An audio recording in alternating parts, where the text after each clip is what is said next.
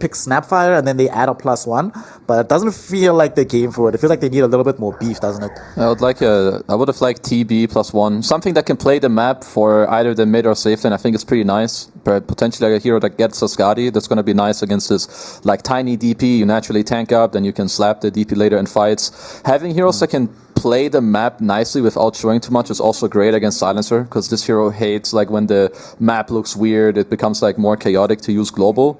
I guess Primal Beast is kind of chill, like another hero to go in. I don't know if they can flex it with mid as well. Otherwise, ZipZaper just seems like a good lane. Primal Rubik, and then here. I don't know if they're going to take the Wii hero, but yeah, I would like more if they take the Mr. Gorgc hero. I don't know if this is the one I would have liked the most, but it's alright.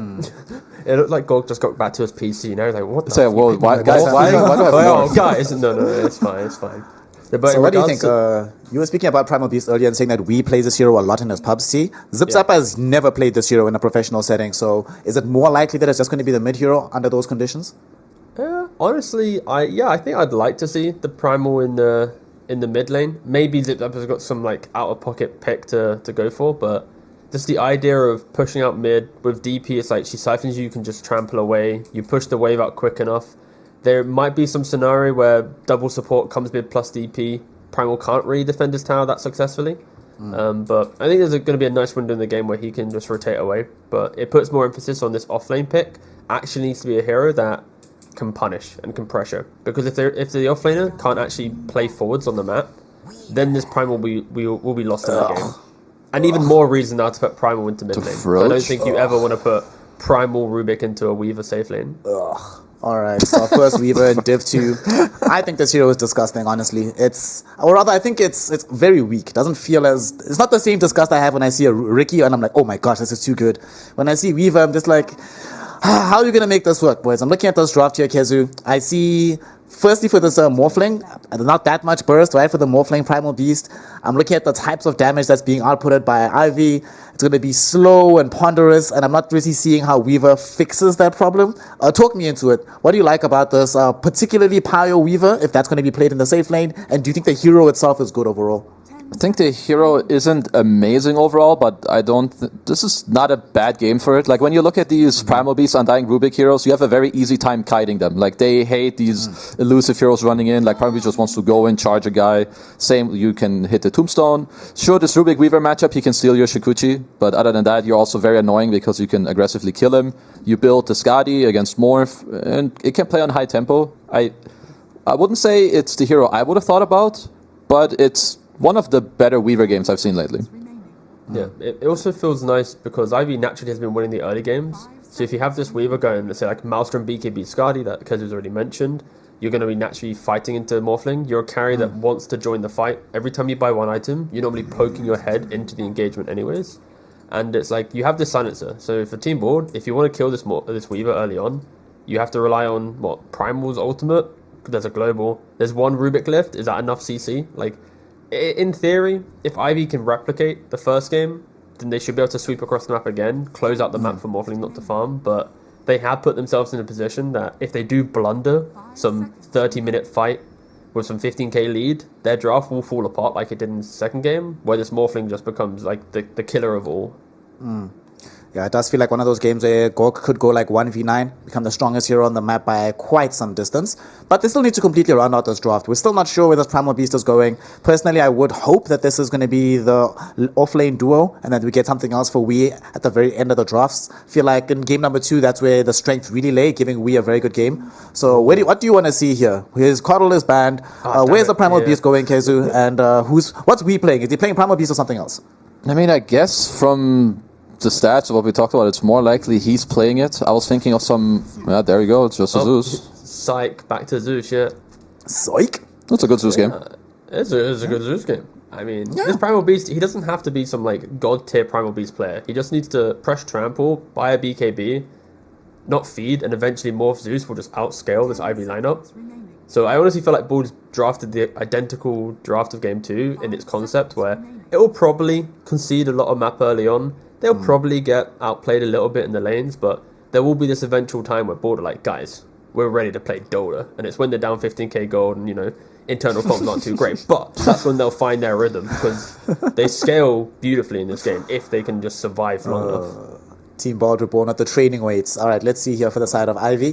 What do they need to drown out the draft with? Mobe played DP last time around, so it's either he's going to reprise that hero or he gets to play something else and OwnedMe plays the DP. He's going to be playing the Ember Spirit. All right, I was asking for this in the last game when we got the Nature's Prophet at the end of the draft instead. Oh, we got the CK last. Yeah. So personally, I do prefer this. I like the Ember Spirit, can close distance, a little bit of earlier tempo as well. At some point in the game, last time around, Kezud also felt like they ran out of reach. Ember Spirit never runs out of reach in a situation like this. So talk to me about this. Mobe Ember Spirit, what does it do for the rest of the draft on the side of Ivy, and how do they utilize it to win game number 3? It's a very POG Ember game. He sets up for, think about the other heroes. You have a second guy that reaches, so it's not just your Tiny. You chain people for your Weaver. You have minus armor from Weaver. Weaver Ember is a very cool dual core as well.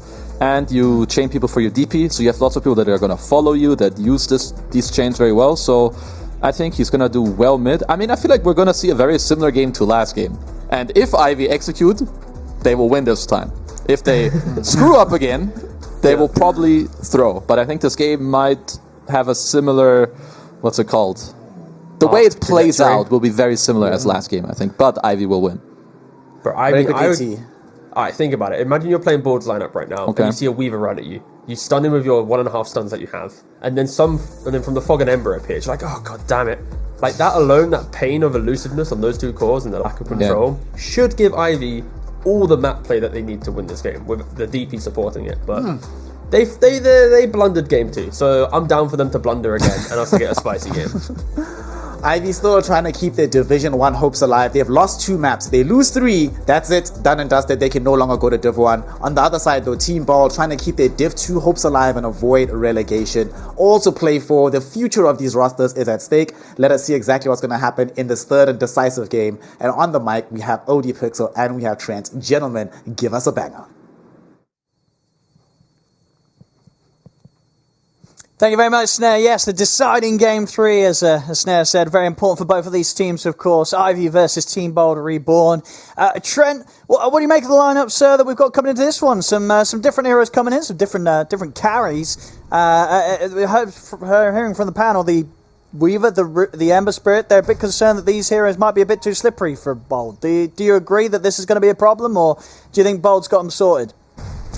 Yeah, that part is definitely frustrating. It will be. I think they framed it pretty nicely in terms of how it's going to be fairly similar to last game, and just this idea of you can definitely see Ivy getting the map, getting control, but then the eventuality of securing the high ground push and staying consistent throughout the game. That'll be the one issue. But yeah, that ability to just take over the map, because how do you kill Weaver and Ember while also having to worry about the global silence? It can be pretty frustrating. At the same time, they can also be slightly squishier heroes if you catch them without the flame guard or before the ulti.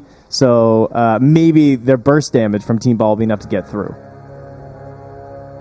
I'll see indeed if it will be. But had a quite back and forth game 2.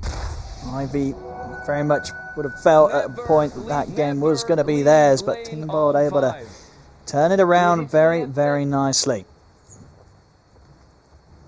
See how things set up here in this game 3. Because, of course, one thing that we have had in both games is Ivy getting the lead at the start. The early game has been very, very solid both times. See if that's going to be the case again here, or Team Bold can have a bit of a better grasp on the laning stage. It'd be interesting to see how ZipZaper's game goes as well. He's played some pretty different matches throughout this. He started on the Mars, then moved to the Centaur, and now he's on the Primal Beast. So he kind of had the same job in all 3 games, but all 3 of those heroes sort of have a different tempo in a lot of ways. Mars kind of has these early arenas maybe, but then he really wants the Blink Dagger to get things going. Primal Beast can just be a complete maniac with the Onslaught into plays, trying to farm into that BKB. So I'm really curious to see what sort of tempo he sort of tries to set here, as with the additional damage from a Zeus, that's some pretty high success rate ganks, I would say, early on. We'll see if Top Banging can set this lane up to be as nice as it ended up for Gorg in the last game. I was able to get some very, very good free farmers to drow in the lane, thanks to Undying's aggression. Oh, Pablo's owning down bottom. He just, like, he got into the back. He managed to secure a range creep kill, which helped push a couple creeps under the tower. So then Pio had to run back, and then he denied their range creep as well, like, right in their faces, too. He's actually doing so much work down here early. He's playing in that tree line really nicely and not playing too scared of this Weaver. Doesn't want to feel bullied by those earlier levels in Shikuchi when it's got the big, long cooldown. Really quality stuff. Yeah, I mean, and overall as well, you know, how do you sort of like Weaver carry at the moment? You know, where do you think it sort of fits into the game of Dota 2? I think the hero is good. I think players struggle a little bit to maximize it because, you know, you're looking to get aggressive and to keep fighting a little bit, and you want to take advantage of it, but at the same time, you know, we're playing a game of maelstroms and farming, and it feels really good. And then you're thinking about things like, oh, should I like get a Gleipnir later? Like maybe I should farm that right now so I have some more cash to help out. The hero's definitely strong. And I think with the coverage of the global silence, it's going to make a big difference because you don't want to be just like a lone Weaver that doesn't have some sort of assistance in ensuring that you're going to get off the time lapse. I think keeping that as a bit of a defensive option or like a guaranteed strong initiation will be an important thing to make his game feel good.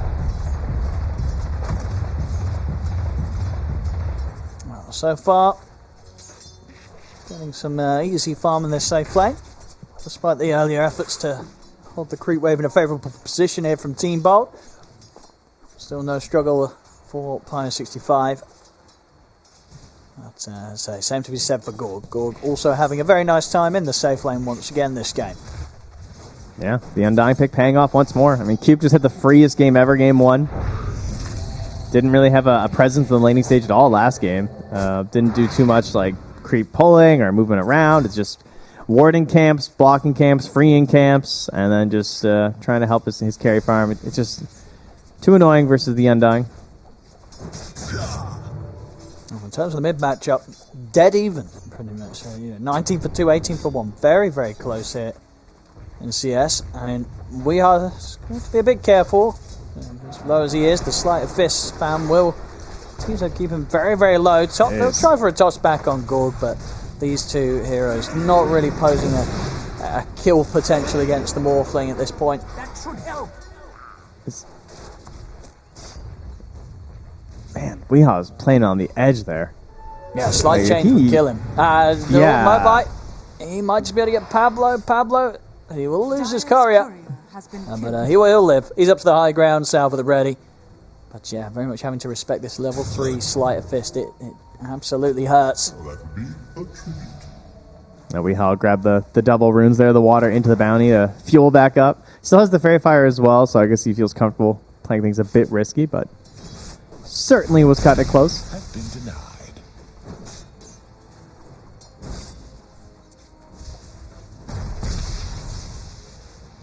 Mobile at least wanting to get this 6 so that he can reset, go back to base, get the refuel.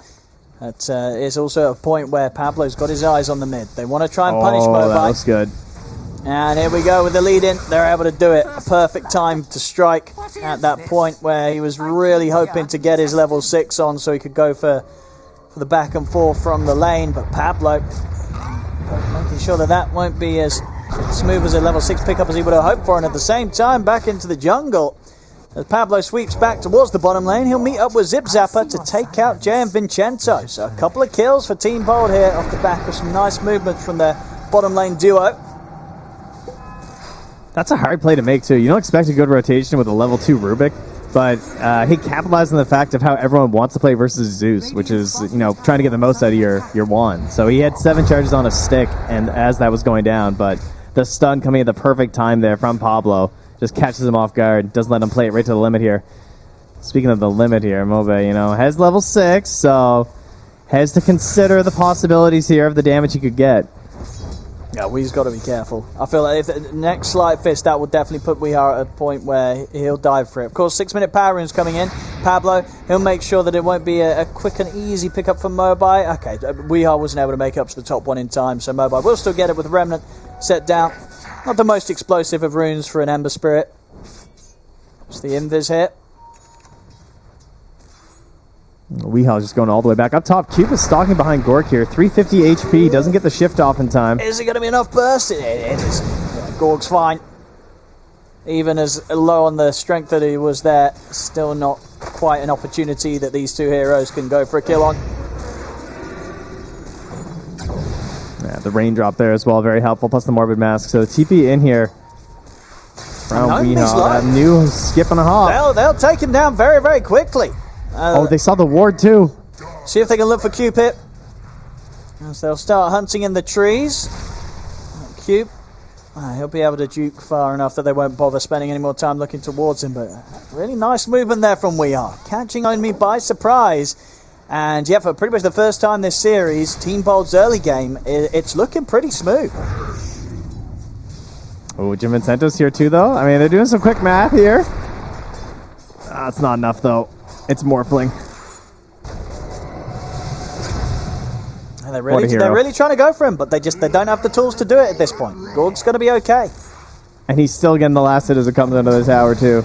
He's gaming. He's doing well. He had game one. That was the warm-up game. That was definitely the warm-up game. And I believe he hadn't streamed yet today, so that was the first game of the day, almost certainly for Gorgc. He got that out of his system. Game 2 looked great, and so far this start to game 3 looking pretty solid as well. Yeah, ZipZaper puts some pressure down bottom on Pyo and forces out the ulti as well. So chance for the level 6. I see Moba is trying to play aggressively with the remnants, but he gets caught by that heavily jump slow. So the follow-up remnant to continue the dive isn't going to be there for him.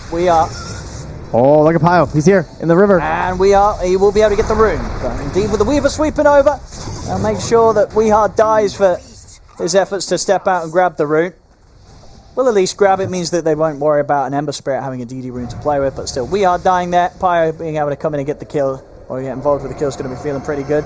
See top Gorgc will be chased out of lane by OwnedMe. The Siphon's not going to be quite enough damage, and he still has some 1 charges left, so Gorgc, he'll be fine. Does get bullied away from the tower, though, so we'll leave Ivy with an opportunity to do a fair bit on the tier 1 push. Qupe even. Yeah, keep trying his luck there. You never know. Might turn back around. He might also wrap around onto Pablo here if they get an eye on him. But TB coming up here as well from the Primal Beast onto OwnedMe. So Exorcism over. In we go. Raindrop to help. And he's got another Siphon ready in a second. There goes the 1 charges. See if these two do enough damage to take down this Death Prophet. They don't. Not even with the Thunder God's Wrath coming in. They won't be able to quite kill him. Same time in the mid. A bit of a fight kicking off here between Beng and WEU, Qupe and Mobi, and one that Team Bold, they'll be the victors off here as they take down Mobi. They're looking to dive pretty aggressively in for Qupe, and they'll get him. WEU does dive for that, but he'll say worth. He gets in, gets a double kill. Pyro65 will, in return, get a little bit of a cleanup. Unless Beng can go for the deny, and he can. Straight to the camp he goes. Neutral creeps will take him out, so at least stopping Pyro65 from getting both of them. Top lane, ZipZaper will be able to distance himself in time from OwnedMe and jmvincento. But yeah, some really good early aggression from Team Bold. Even with WEU dying there, he gets the kills. He's still second highest on the net worth. Pyro65 still holding that top spot as the carry Weaver. But 5 for 2. They're definitely ready to game here in game 3, Team Bold.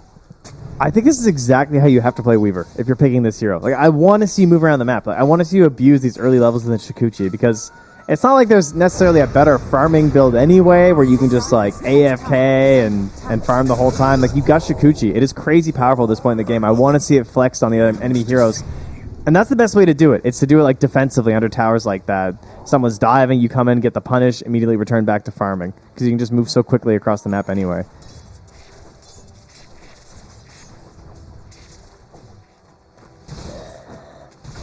Qupe gets the tome as well here as they try and pressure mid. Yeah, see what sort of defense Team Bold will bring in around this. Chains connection, Qupe seeing if he can buy time to get in with the Avalanche. He can.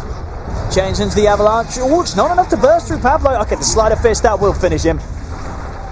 Raindrop gave him a bit of a chance to live. Gorgc's turned up to see if he can get some kills out of this fight. They'll get Qupe, but look who's here as well. Pyro65, once again making sure not to miss out on any action.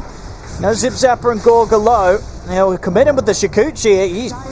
Gorgc's still got a bit of strength to shift into. As Gorgc, he's going to get caught by the Sleight. Mobi able to get in and finish off Gorgc and ZipZaper both going down. Pyro65, he's going pretty deep here. And a little too deep this time round. Pablo able to slam him with the lift up, the telekinesis and the burst they offer. And he's chasing him for more, and he'll get it. He's got the reach there to burst jmvincento with the Arc Lightning.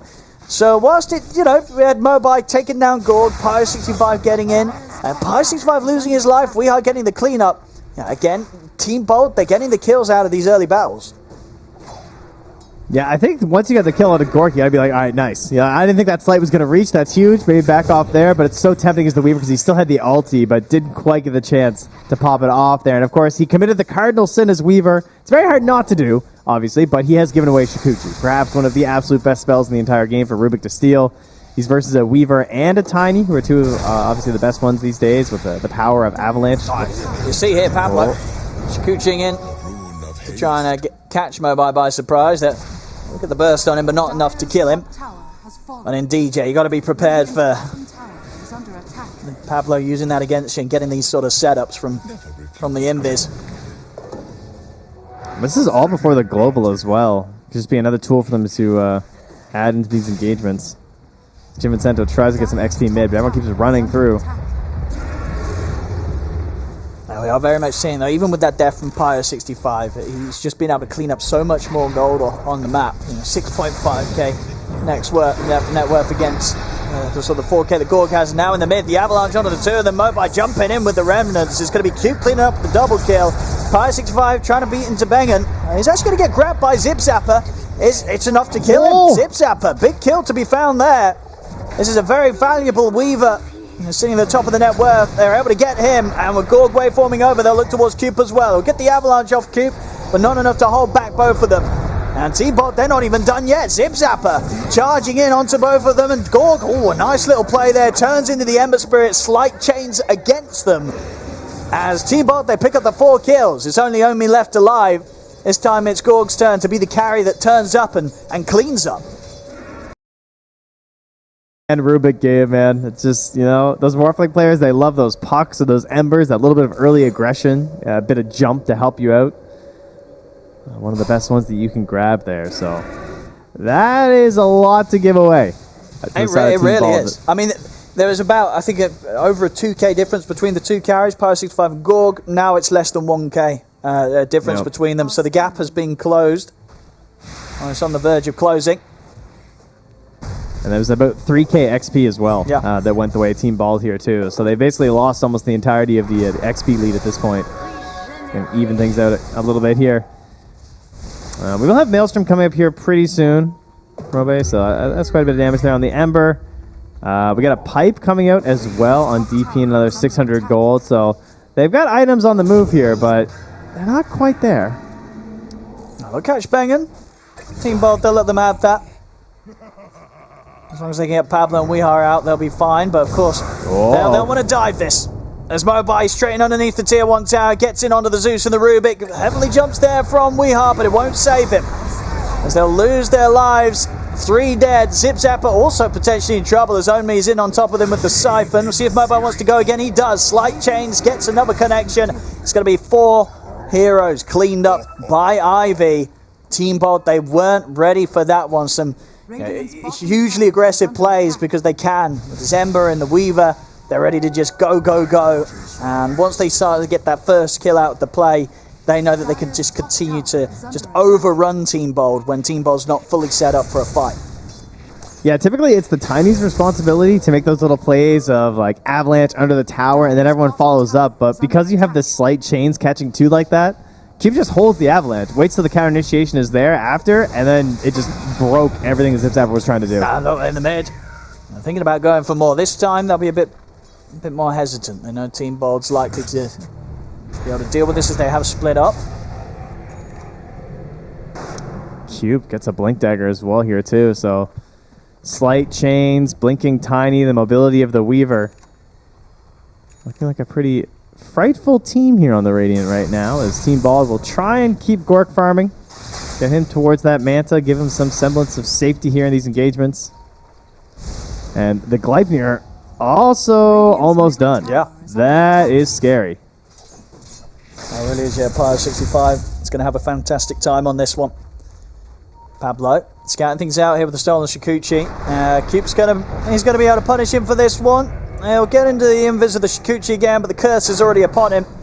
And stick charges unlikely to save him here. They'll try and hide in the trees, but they'll stay on top of it. +2 for jmvincento. Nicely building up the int so far, already up to 12.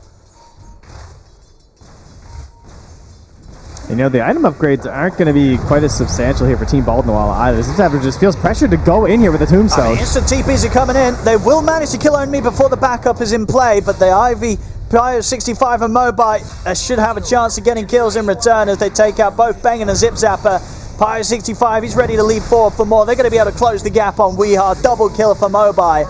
Only Gorg and Pablo left here on the bottom lane as they have got to retreat. They have no sort of further say in this fight as Ivy, these two cores, Pio 65 and Mobai, they just have so much cleanup potential. They're jumping around the fight, sort of as the panel said. You know, if you don't get the catch on these heroes, they are just going to be a nightmare to deal with in these mid-game skirmishes. I think it's ZipZaper too who's really struggling. Like he feels like he's just throw his body in because without the BKB, there's silence from the DP, there's bolas. Just like mini stuns from Tiny. Like this is where he shines for sure. Like individual pickoffs and plays, but the team fights, like if Ivy comes in, it's very hard for ZipZaper to actually do much. Like he feels pressured to break up these fights in the first place, but if he just onslaughts in, he pretty much can't commit any of his other spells without just like losing everything to the silencer or getting controlled up by someone else on Ivy. So Bang stepping into a dangerous area of the map there to get some information. Won't be alive to tell it to the team. As Ivy were prepared and waiting for him. See progress from Mobite. I'll tell you, it's a good thing Undying gets 2.8 int per level. If you're gonna keep running in like that, you know, you're yeah, you need a little stockpile here. jmvincento's gonna take it all. Oh, smoke time from Ivy. They want to keep these fights coming. I know how strong they are. Radiant are scanning. BKB from ZipZaper could definitely make things a little tougher with regards to how they want to get the quick kill. So if they can force it out of him, they'll actually just respect the fact that he has it and they won't waste any time going in towards the high ground for that play. All right, good block off on that smoke attempt. Much needed. Pio has a DD for half duration right now, and OwnedMe's feeling pretty confident with this pipe. Just feels like checking some high grounds, seeing what's going on.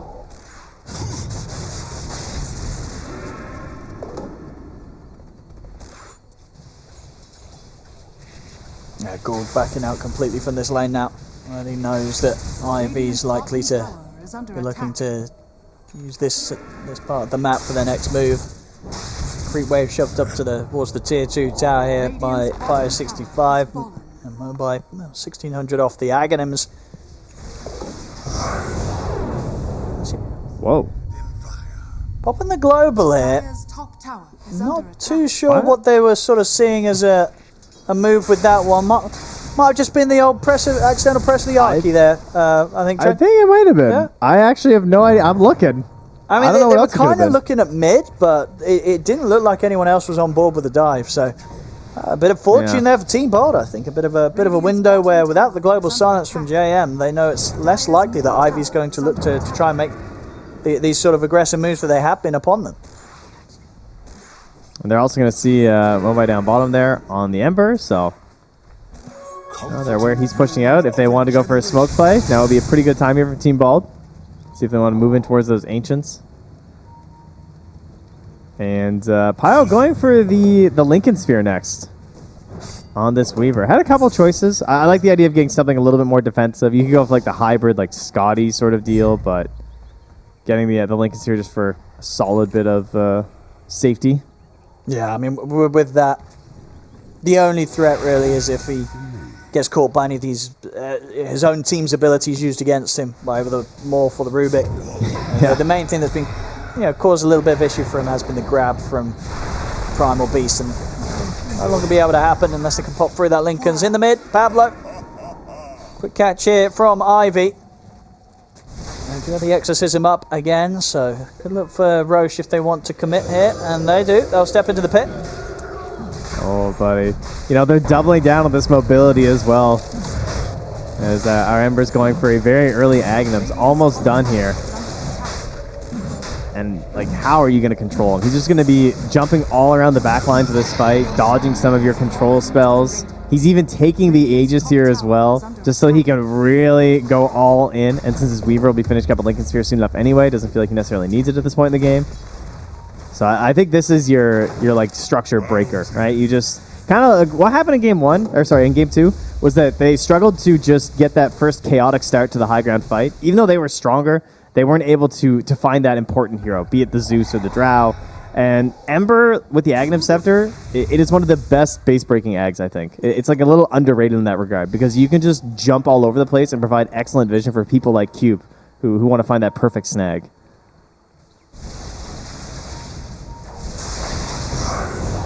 Fire.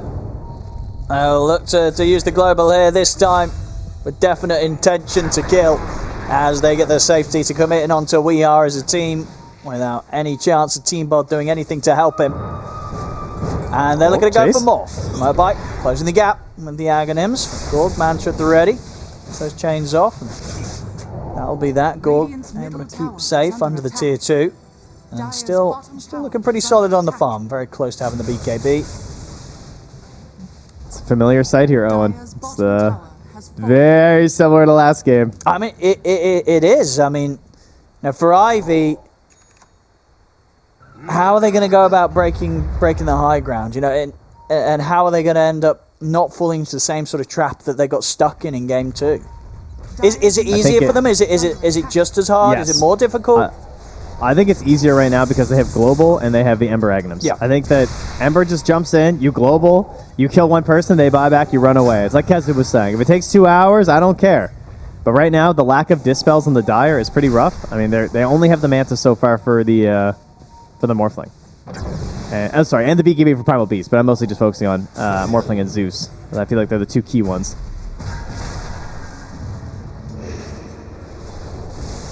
Poking and prodding here, looking for their jump in. No global right now, though, so this is not the best time to necessarily jump in, and they know that on Team Bald. They are going to smoke into this Aegis. Oh, it's Ember, though. Oh, no grab. I'm trying to catch him by surprise with that blink, but Mobile very, very quick with the fingers. They have a slight telekinesis as well, too, so like they have a couple good ways to get that instant lift up.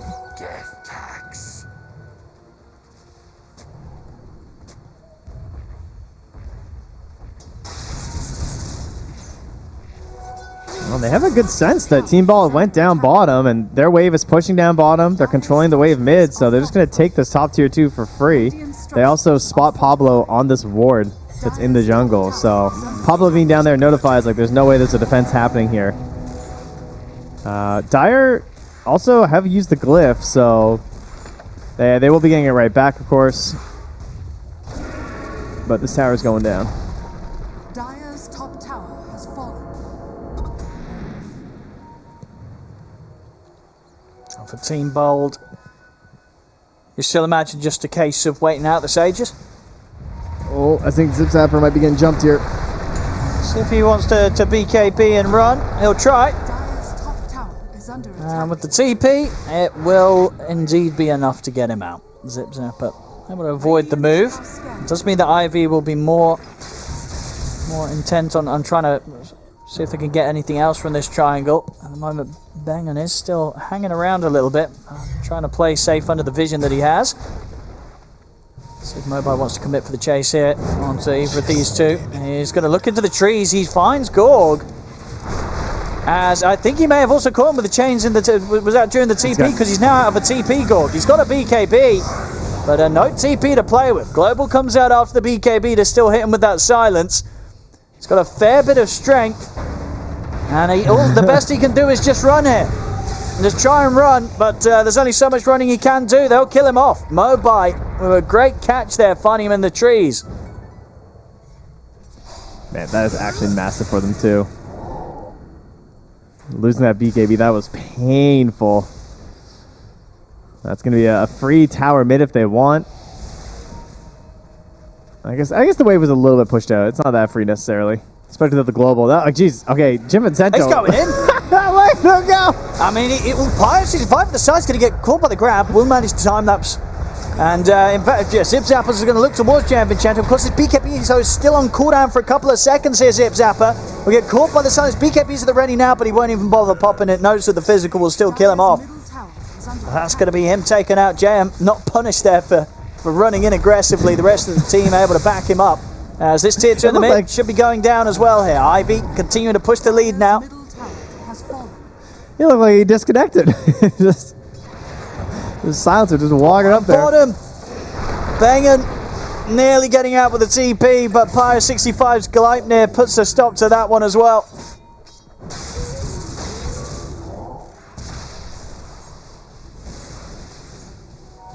This is the kind of patience that you're hoping for here. Pablo, though, hoping to find something, but there's a sentry on the ground. And they were ready for that one.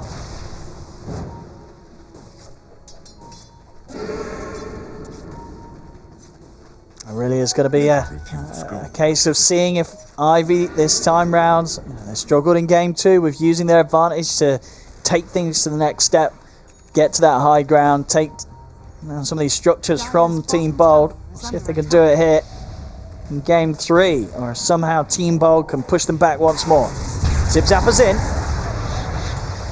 But we are on the side. He has to be careful. Pyre 65 is going to go straight towards the cause on the back line. Same to be said for Mobile. Mobile's in with the remnants. He's looking towards the Zeus.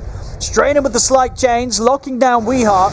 Protecting himself now with the Ghost form. Pyre 65 is going to continue to try and commit it on towards the Zeus, but Team Bold, they're doing a decent job of allowing Weeheart to get back to safety.